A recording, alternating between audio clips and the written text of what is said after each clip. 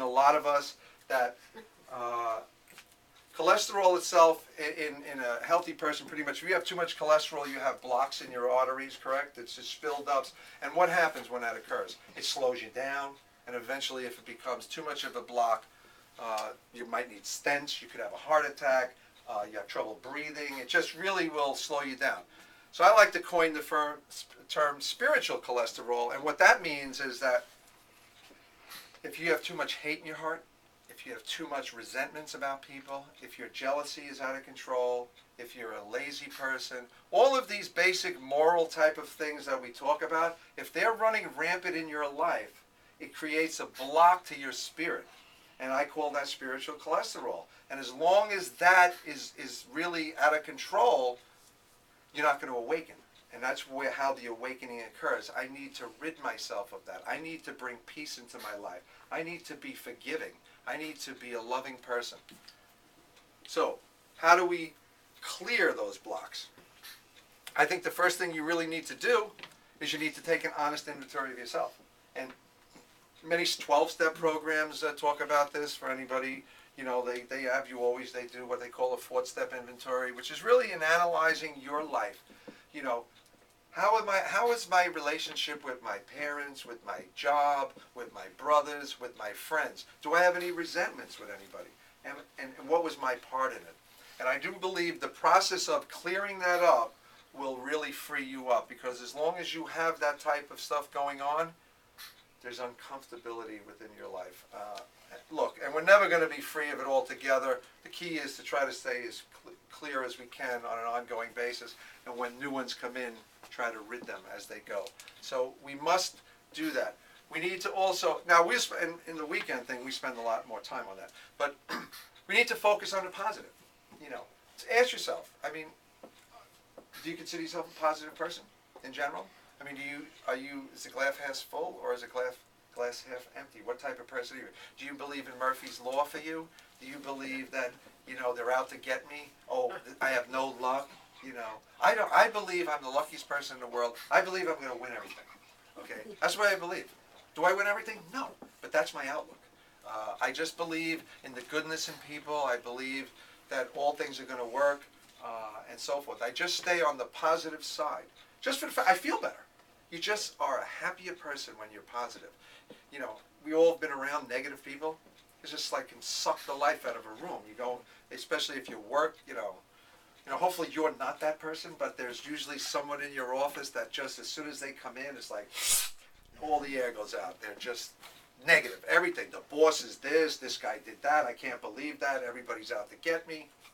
They're creating their own problem.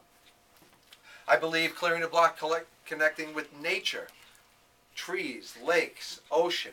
We all need to spend some time out there. It really frees you up. It's important to do that type of stuff.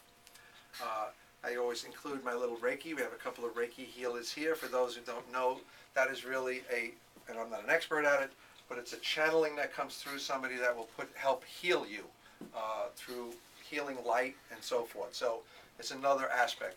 Yoga is another aspect of helping people out. Meditation. Things you're going to hear, I mean, we spent a lot more time on this, but the golden key is something that Emmett Fox talks about. And what he talks about is anytime there's anything, a problem or an issue that you're having, instead of focusing on the problem, focus on the presence of God. And just think of the presence of God when you're focusing on the issue, instead of worrying about the issue. And he calls that the golden key. Be of service to others. Always, the St. Francis prayer always talks about it's better to understand than to be understood. It's better to give than to get. It's better to give love than be loved. And you will find that the more you are a giving person to other people, good things happen to you. So these are all clearly things. I love pets, so I always put that in there. I think pets are really powerful for things. Be still and know that I am God. I am a firm believer in meditation, that meditation will actually change your life huge. Now, people say, I can't sit. But the truth of the matter is we are meditating all the time. Meaning, you pick up the paper in the morning and you're reading an article, you are meditating on that article. You're thinking about it. You're, either judging somebody, or if you're a sports fan, you're talking about the team and you're figuring out. You're spending your time meditating on something all the time.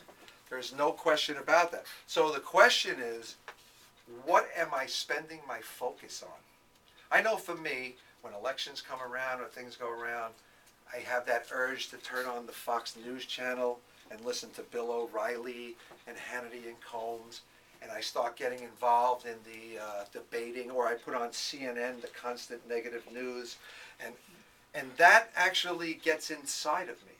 And actually, I don't even realize it, but those thoughts are brought in and they change the way I feel. I might be uncomfortable about it. I'm not going to change anything that's going on there. So what you choose to think about is really going to have a big impact in your life. There is no question about it. It's almost proven science right now that our thoughts become things. So we need to choose good thoughts. Now, if anybody has any questions at any given time, just feel free to shout one out too. So what are we trying to do? We're trying to raise our conscious level to above just a level of mocusness and so forth. We're trying to bring our consciousness up a little bit. And how do we know that this is all working? I always like to say you will know it by the fruits in your life. I guarantee does anybody here meditate? Okay, so if you keep meditation in your life on a steady basis, you'll know it's working by the way you feel, because the way you're treating other people, you just are in a better balance. So you can always say, well, I don't know if it's working. It's not like you're going to have these great visions that God's going to come to you and change the world or things. Doesn't matter. Whether you're thinking about anything, if you just spend time doing the best you can with it, you will find a change in your life. If you get nothing out of what we say today, I guarantee if you incorporate meditation. When I'm in the good zone, I get up. I used to get up at, say, 7 o'clock to go to work. I started getting up 45 minutes earlier, and it's really just a discipline to change when you get up. And I spend a half an hour meditating every morning with a guided meditation. I put headsets on and I listen to it. It's changed my life. It has just changed my life. Okay. Instead of, sometimes it doesn't always happen, where I'm running late and I got to jump out, get out of bed, run out, put the news on, hear about the latest murders or what Tiger Woods did or this and that, and that's in my head. Next thing I know, somebody's cutting me off. I'm giving them the finger, and I'm on my way to, I didn't take my breakfast. It really changes the way I am. All right, so let's just quickly listen to Michael Beckwith here.